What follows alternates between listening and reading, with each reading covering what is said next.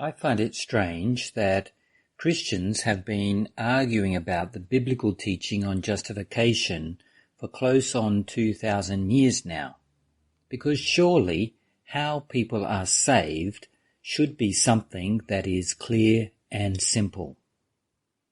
I believe that the fundamental problem stems from the fact that in the transition from a Jewish church to a predominantly Gentile church, Christians lost sight of the fact that the concept of faith in the Old Testament is holistic in scope.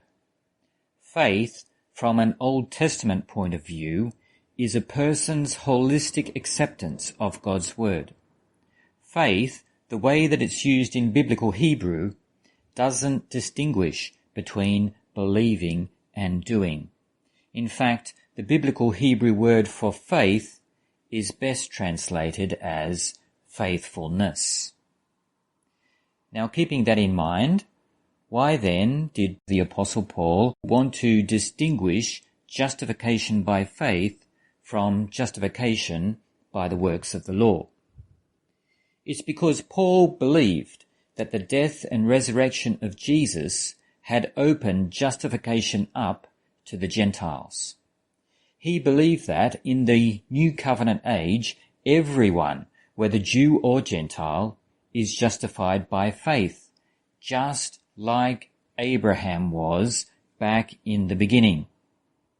But this teaching contrasted with the traditional Jewish view, which was based on the teaching of Moses and the prophets, that justification required faithfulness to the law of Moses.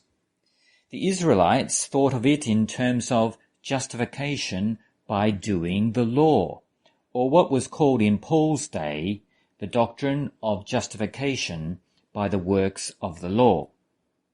And so, to prove that the traditional Jewish doctrine of justification by the works of the law was no longer applicable after Jesus' establishment of the New Covenant, Paul made use of a common Jewish exegetical technique which allows verses with the same words or phrases to be linked together. In effect, his argument went like this. Hey, look, Genesis 15:6 speaks of faith and righteousness as applying to Abraham, and Habakkuk 2:4, which is part of an end-time prophecy, also speaks of faith and righteousness.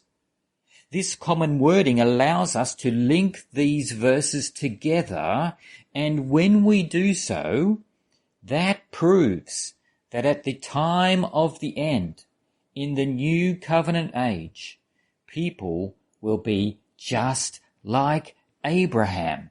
They'll be justified by faith, just like Abraham. And just to prove that justification by faith is different from justification by the works of the law, we can also link Habakkuk 2:4 with Leviticus 18:5, because both of these verses contain the phrase will live in common. But notice the difference. Habakkuk 2:4 clearly says that in the New Covenant age the righteous will live by faith. But Leviticus 18:5 says the righteous in Israel will live by keeping the decrees and judgments of the law of Moses. You see, it's different. We Jews know that. Justification under the old Mosaic covenant operated on the basis of faithfulness to the teaching of Moses.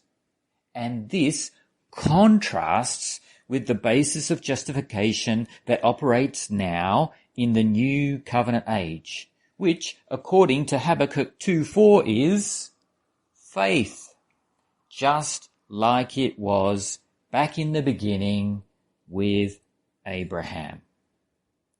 Friends, that is Paul's argument. In sum, he used Jewish exegetical logic to distinguish Mosaic faith from Christian faith, and to clearly prove that Christian faith is Abrahamic in nature, not Mosaic.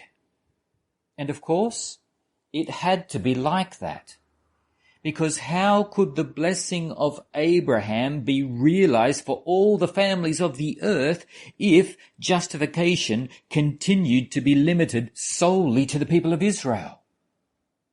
It has to be by faith and not limited to the works of the law. Justification by faith means that we are just like Abraham. We're justified through faith like Abraham, but not like Old Covenant Israel, whose faith was defined in relation to the law of Moses. So, all in all, Paul was basically saying, as we move on from the Old Covenant age, we actually go back to Abraham.